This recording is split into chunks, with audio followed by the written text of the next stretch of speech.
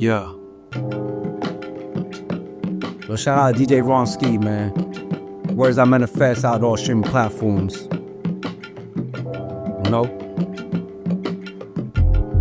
It's a little something about regret and guilt. Forward-thinking emotion. Listen. Too many nights on my pacing like I ain't got a rest. The mind is racing, I'm being chased by traumatic stress. As to the demons I'm fighting with on occasion, yes. I might be smiling, but damn, I'm dying. Is this a test? I often wonder what version before the curtain begins to surface, and now I don't get a chance to feel my purpose. Another certain uncertainty, it's a brutal circus. To feel defeat before moving within your natural urges. The hurt that words get worse than a dying worship, and we don't feel the slightest, we feed it to build a cycle. It's evil, I don't like it, a presence never invited. I never end the story too deeply to be ignited. Do you hear me? Cause if you don't, I'll come up close to say it clearly. For all the times I walked away, you know it killed me. To have to live with these regrets, I mean sincerely.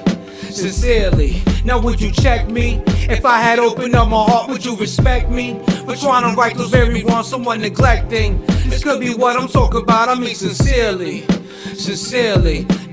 Everything's the same, no change to want. Besides a day-to-day basis in the name and the font. I take the fall for falling off, and it's better suited and deeply rooted. If I could change it, I wouldn't. I'll just learn a bit sooner. Assume what you must know when I threw the deuce up. Never bothered to follow my sorrows, they getting through us. Legend of Sleepy Hollow, I wallowed and pride grew up. Sacrifice of my needs is why I never grew up. I just choose to maneuver, uninspired and shameful. Couldn't get a grip with what mattered, becoming hateful. But I can never satiate my reactions. Tasteful when I just keep it honest, cause I don't know other ways. Now do you hear me? Cause if you don't, I'll come up close to say it clearly. For all the times I walked away, you know it killed me. To have to live with these regrets, I mean sincerely. Sincerely. Now would you check me? If I had opened up my heart, would you respect me? For trying to right those very wrongs someone neglecting. This could be what I'm talking about, I mean sincerely. Sincerely.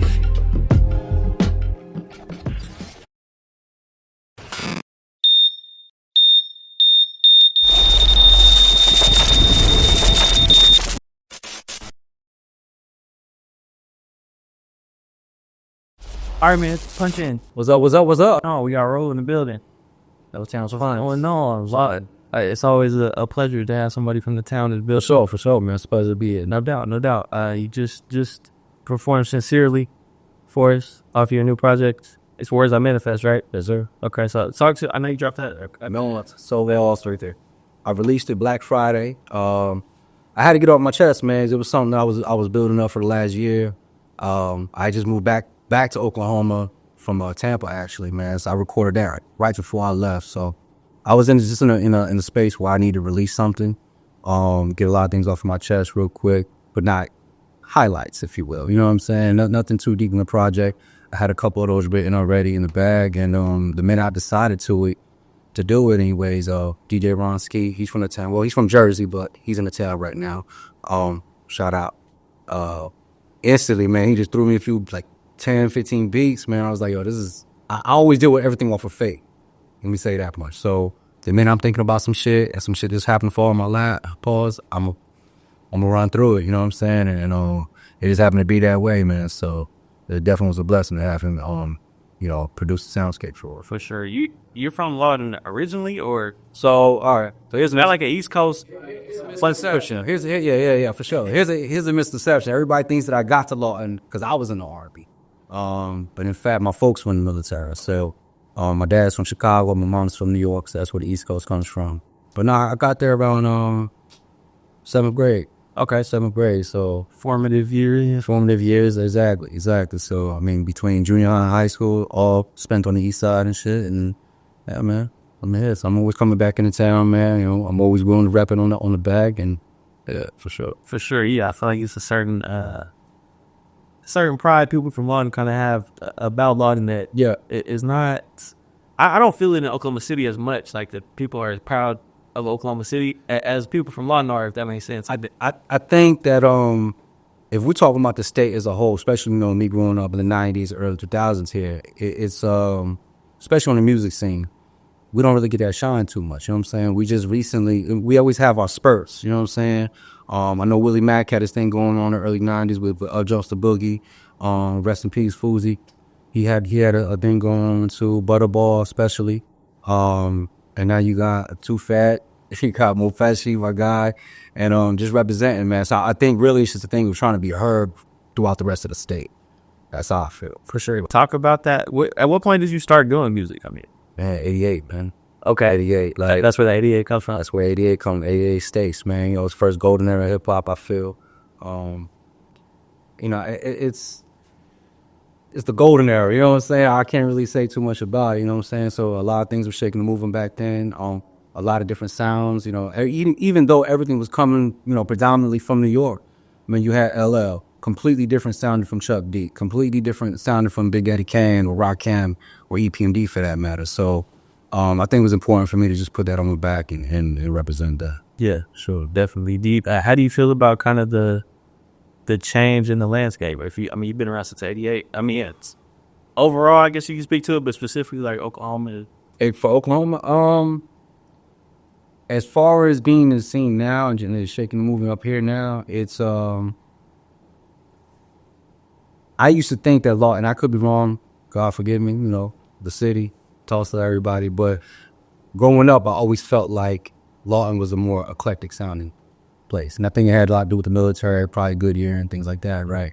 So I would always run into cats that sounded like they were more West Coast, some from down south, some East Coast like that. And I felt like the further up north you went in throughout the state, I felt like the city was more of a West Coast sound collectively anyways, where I ran into, and then Tulsa was more of a Midwest sound. So to see cats out there now, you know, between the drill, between trap, boom bap, some cats that I've met out here, like, it's a lot different now. Way more different than it is before. It's kind of, I mean, and what, just the, okay, so this variety of the sound? The variety of sound, yeah, absolutely. Yeah, the variety of sound between Lawton, between the city, between Tulsa, everybody just has a more eclectic sound now. So it's kind of a, I won't say even playing field in that sense, but we say eclectic, kind of. I think I know what you mean. I think so. For instance, you got guys like Colfo, right? A guy Colfo sounding way different than somebody. Let's say, who else is out here right now? I can shout out to.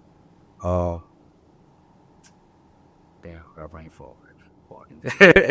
No, but I think it's just different sounding styles out here. You know what I'm saying? So where you'll have somebody like Too Fat, for instance, right? Let's just say Lawton. Let's just keep it Lawton, right? Too Fat sounding way different than Pesci.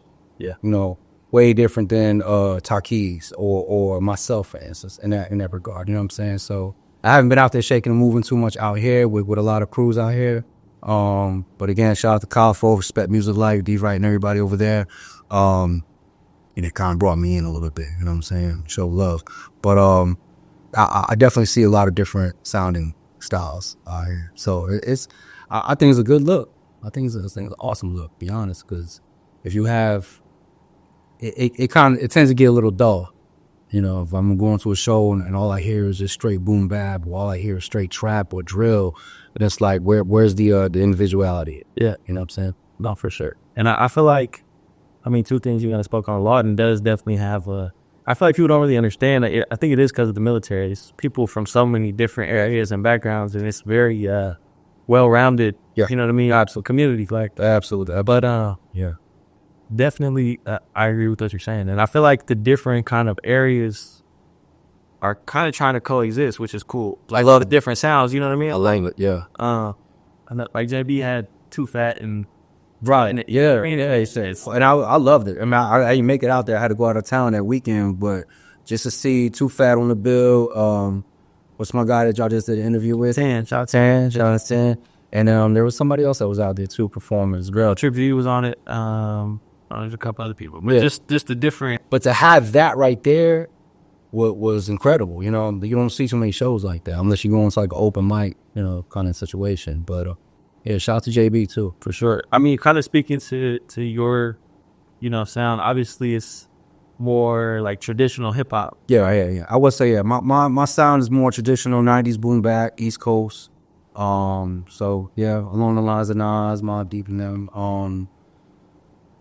But I did Warriors I'm At a Fest purposely the way I did it. You know what I'm saying? I wanted to get that out of the way.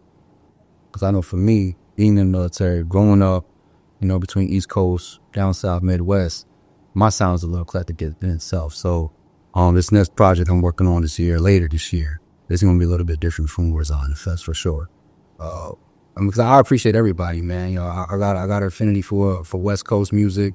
The chopper style thing's a little played out right now, so I'm cool on that right now for me anyway. But I'm interested because I got a lot of people tapping in right now too that want to work together.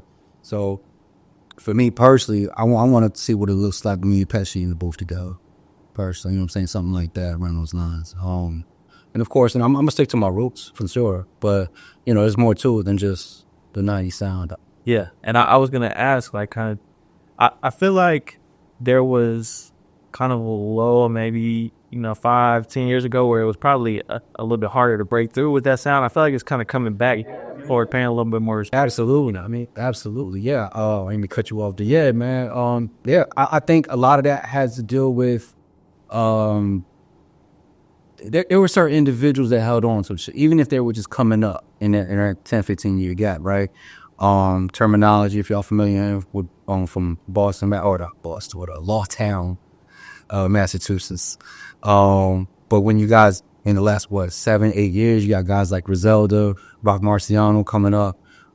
He's been in the game for a minute too, but I think Griselda really pushed to the forefront, to be honest. So to have that, and now you know, of course, with the internet, everything's more of an even playing field on that note. You know, it's definitely doesn't have its shine and those quote unquote hits and commercialism behind it, but to be honest, never was. You know, I was talking about my partner the other day, and we were talking about just the difference in underground rappers and the landscape of, let's say, Doom, for instance, right? We're talking about Nas. I was like, man, if Nas dropped right now, Nas wouldn't have been considered mainstream, in my opinion. You know what I'm saying? Yeah, those beats, that music, that sounds. I mean, you see, he drops now. It's not received the same way. 'Cause I think it goes back down to that core following too. You know what I'm saying? So if you have guys like Currency, even, you know, Currency to drop, Currency's not going to be huge mainstream wise. You know what I'm saying? But Currency, much like Wiz, has, you know, his own cult following. So I think right now what you're seeing, you know, that slow pace of trying to reach gold or platinum status is not really there to move for anybody, for that matter. But for somebody like Nas, man, I think he has his core following, and it's always been like that for him for the beginning. So it just gradually, you know, catches on throughout the year. Yeah, no, for sure. Like I said, I think it's coming back around, and I feel like the internet kind of went through a thing where it was almost like the radio, where everybody was gravitating towards the same thing on the internet. And then in the last few years, I feel like, and it may have always been like, I don't know, I just feel like people have been kind of gravitating towards their separate pockets of the internet and finding what they want instead of, you know. And that's a beautiful thing. I feel like, you know, if you look at it from take the internet out the way and you go from more 90s aspect, early 2000s, it was more regional based. So a guy from California, or let's say a Chameleonaire or Paul Wall, they could probably go gold or platinum in Texas alone, or just in this region alone between Oklahoma, Kansas, Louisiana, and all that. You see what I'm saying? And as opposed to like the West Coast up and down, you know, from Seattle down to LA kind of thing, you know, New York, that tri-state area, Philly, Jersey, and all of that. So I think, like you said, everybody kind of like gravitates towards their own pocket of the internet, social media, and then that's it. You know, you start following whoever you want to follow, you know. So it's definitely a task trying to search for everybody. Like, hey, I got to go find, you know, somebody does boom bap, or I got, you know, somebody does this, that, and the third. You know, for me, I said, fuck it, man, I'm going to go out, because I really started performing again the last 2 years in Tampa. So I started out doing the drill open mics and trap open mics, you know what I'm saying? Cats are like early 20s and stuff like that. Then I found my quote unquote tribe. Yeah. You know what I'm saying? So from there, you just got to go out there and put yourself out there and see what's available to you. You know what I'm saying? Whether it be, you know, guys like you behind the camera, podcasters, interviewers, videographers, all of that stuff. You know, and just put yourself out there and kind of find your lane. Yeah, not for sure. So you took a break, I guess. Yeah, I mean, I think every rapper does this. I think every artist does this. You know what I'm saying? Whether you're doing film, whether you're doing, music, life happens. You know what I'm saying? You're tired of it. You're tired of putting the effort in, not receiving that in return. I hear a lot about that lately. For me, it was just about, my family, raising my family, taking care of the kids. I would write. I would, throw little projects out here and there, mixtapes or videos, stuff like that. Shout out to Mariah. Yeah, for sure, Scholar Kid. Yeah, that was really like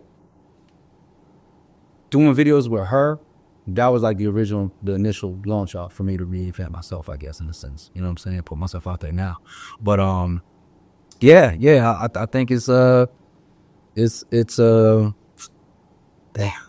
I'm going circles on this thing all day long, man. At the end of the day, life happens, right? You get fired, there's a death in the family, breakups, whatever the case may be. So a lot of times as artists, we should be thriving in certain situations like that, but also we have to grieve and deal with life first, you know what I'm saying?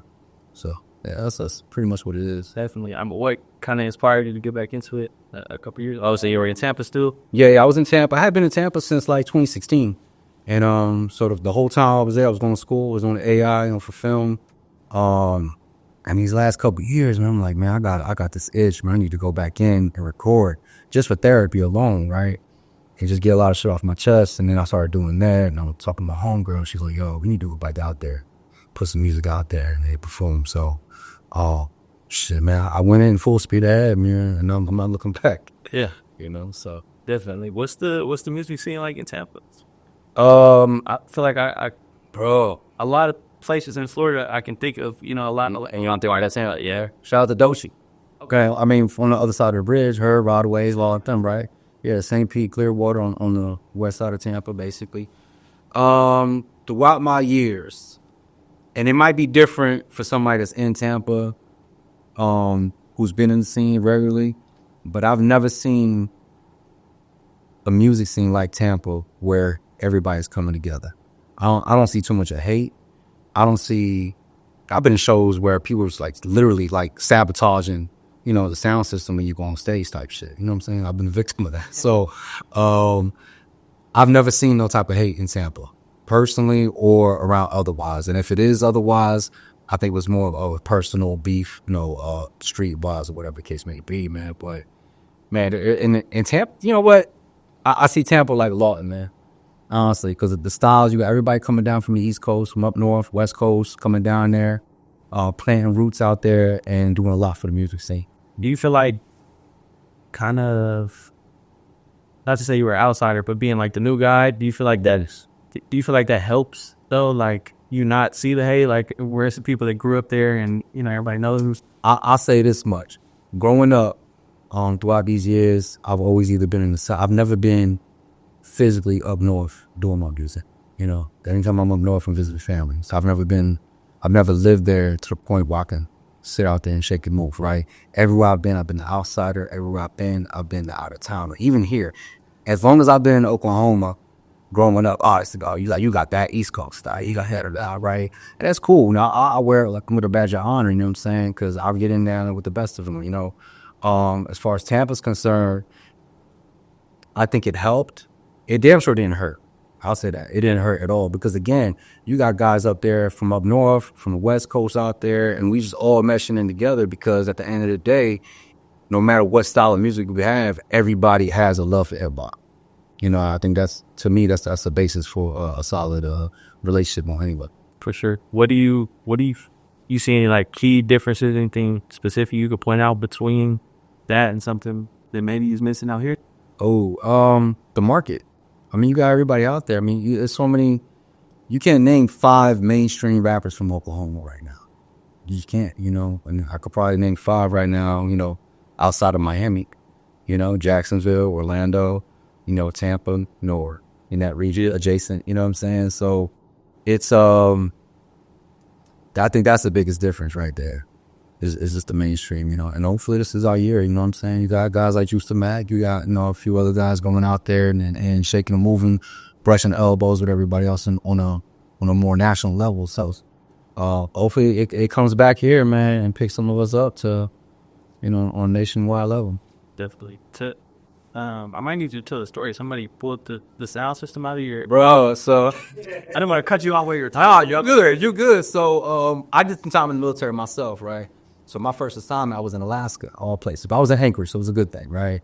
I met a couple cats out there, and all civilian. 2 of them with high school, my ex-wife, and we just all got together, and it was real. Let me tell you what. Sound-wise, stylistically, we're probably on the most miracle, lyrical, spiritual shit you could probably. And I'm on the outside, sounding like Mobb Deep with Redman kind of antics and just smoking weed and getting high shit, right? And we did a show on base out there, Fort Richardson, man. And the guys that were running it, and now I'm talking about they had everything locked down, from the cameras to the sound system, the DJ, all of it, right? During the show, we get on there. And, there's some little haters, man. You know what I'm saying? So I just noticed the shit, like, y'all got mics, and y'all are able to go out through the crowd and interaction. And that's me. That was our style like that. We wasn't no, like, we rambunctious little groups, a 5-man group. So we out there slam dancing and shit. You know what I'm saying? So to be confined because of the monitors and giving feedback, like, bro, y'all did some shit. You know what I'm saying? Because y'all was out there earlier tapping in on top of tables and all that shit. And we got to be all like, make your buddy smile type shit. Like, this is wild, man, so, just doing shit like that and then receiving, little, rumors and shit in the mail. That's all it is, man. You take it with a smile and then keep it going, For sure. So. I know you said you went to school out in Tampa for film. Yeah. I got to the art institute out there. So initially when I got out there, I was going to Full Sail.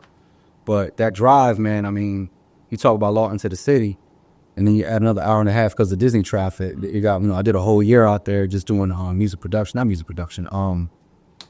recording, audio engineering. Because, in my mind, I was like, you know what? If I'm stop rhyming for the public and just do it for myself, at the very least, I need to have a hand in doing something. So I was like, you know what? If I get a gig on Disney, you know what I'm saying? So shit like that, Nickelodeon, some bullshit. And in the nighttime, you know what I'm saying, record Ross or somebody type shit. That was a thought process. But that drive, man, like going to Full Sail, you got to have no family, no relationship, no job. Like your full-time job is going to Full Sail. Because on top of the classes, you got labs. And on top of the labs, you got a network. So it was wild out there for a minute. But I stopped doing that. And then immediately I started doing film, man, and found another passion for my creativity. So for sure. So I guess the film industry brought you back out here. Nah, man, my daughter got accepted to OU. You had to be close. Quick little breakup. You know what I'm saying? So I was like, fuck it, man. I'm gonna go back home and see what I can do out here. As far as music is concerned. So, and just watching and being out there, watching Pesci do his thing watching Too Fat do his thing last year for sure. And shout those guys out, man.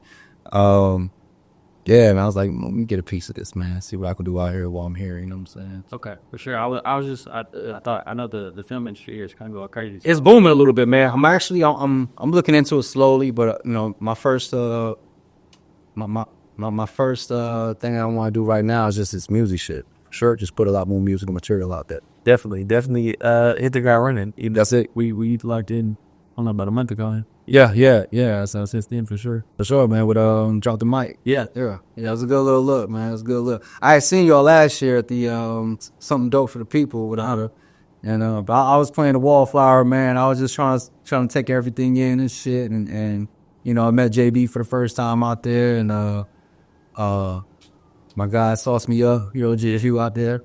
But I was just trying to take everything in, man. Just look at all the acts and shit. So now, I gotta do more vocals. So sure, for sure, we gotta do another one of those. Everybody, man, shout out. We gotta do another one. Shout out something dope. But so in terms of just like the future and what you're looking to do, I know you just dropped a project. Yeah, you're planning on one at the end of the year. But what's so right now? The gameplay right now, words I manifest, content. I'm in the process right now. Shout out Willis Ryler, me and him getting it together, doing content. And just shooting more visuals for the project, man. 6 songs, maybe 4 strong songs, not the 6. You know what I'm saying? I ain't gonna lie. That's the consensus right now. But I need to put up visuals for everything right now. So I'm gonna go back out. I got some ideas lined up for for Sincerely, Feel This Way, and then another one I need to put out there is Impressions right now. Shout out my guy Fat Boy. Like I said, I deal with everything on In Faith, man. So I needed a male vocalist on that shit, and I was like, I did it. I did it myself. You know what I'm saying? I was in choir for a little bit, but I'm like, yo, I can't pull these vocals off. This just sound like a demo right here. And I ran through that shit the whole weekend, man. And I popped into my guy Fat Boy. I'm like, yo, I need you. So yeah, he laid the vocals down. So right now it's just content for Words I Manifest. And then right now I'm still gathering up music, just trying to see stylistically what I want my next project to sound like. I mean, I got a couple features in right now for that. I got a couple songs out there right now for it. But collectively all together, I just need to make it fit, basically. For sure. I don't mean to like also keep harping on this generation shit, but you started music in '88, so it's cool, for landscape. So like just talk to the kind of the difference and having to focus on the content and the different like market aspect of it. Yeah, I mean the marketing aspect is crazy because beforehand on an independent level, it's going to Kinko's and printing out flyers and CD covers before anybody tapped into a CD baby, for instance, right? So you gotta make those rounds, more personal, knocking on doors and everything like that. Whereas now it's just everything's palm in your hand on the phone, you know what I'm saying? So if you know where to go to and where to look, you're good, hopefully you're good, you know what I'm saying? But, I'm still trying to figure out these algorithms and all of that shit, when to post, what time to post, all other shit. I'm like, y'all are fucking with us right now, man. So one thing I'm trying to tap into right now is a fan base. I forgot the guy's name, man. Damn. Yeah, I forgot the guy's name, but it's something adjacent to TikTok. Okay, right. So more of a music, artist friendly kind of base right now. So, but not. I mean, that's the biggest difference right now. Everything's at the palm of your hand versus physically going out there, knocking on doors, trying to find studio time. Trying to find the right studio person. Because I've been in situations where I could be in a closet, and with the mic and all that shit, it's great. But because the engineer has more of a hip hop, R&B, background for him, as opposed to being in a multi-million-dollar studio from a jazz artist, and just the sound altogether sounds crazy. It was just soft. Yeah. But I think that's the biggest difference right there is physically going out there, in the 90s, shaking and moving, brushing the elbows for people, kissing babies and all that shit. And trying to find, promoters and marketers and all that, So unless you're going out and you're lucky enough to these events that they used to have, like in the early 90s, man, legit, called Jack the Ripper, right? These are like conferences and things like that where you have, you got guys coming up in the game versus independent or mainstream all in one thing, shaking and moving with each other. Grand things like that never came out this way to Texas, Oklahoma. So that was, that was a shout out for us. But, it was more East Coast based, New York, I think, Georgia for sure, stuff like that. So, we didn't have nothing like that. Yeah. You know what I'm saying? So now, everybody and their mother's either going to be a rapper, a podcaster, or, somewhere in between that. So I think that gives a better avenue for people. I don't know if it's going to hurt or help the artist in the long run. That, to me, that just remains to be seen. But, that's the biggest difference right there, is just having everything pulling their hand nowadays. Sure. Well, Raul, man, I appreciate you. Man, I appreciate y'all. I've been by, laid the dope track down sincerely. For y'all now, Words I Manifest. Sir. I know you got some merch coming soon too, right? Yo, yes, it's y'all merch. Yeah. So look, I got a couple shirts coming out, man. If y'all peek the Drop the Mic series and shit, my guy Gerald Swan. Gerald Swing. Shout out Gerald Swing. But I got the L-Town hoodies and shit coming out, plus the shirts. And then I got a few more ideas I'm about to put out. So hopefully the website is up by then, by early February. And we're just going to start knocking that shit out, right? For sure. Like I said, bro, appreciate you, man. Stop, Larry. Oh, yeah. Look forward to sharing our family. Yeah, absolutely.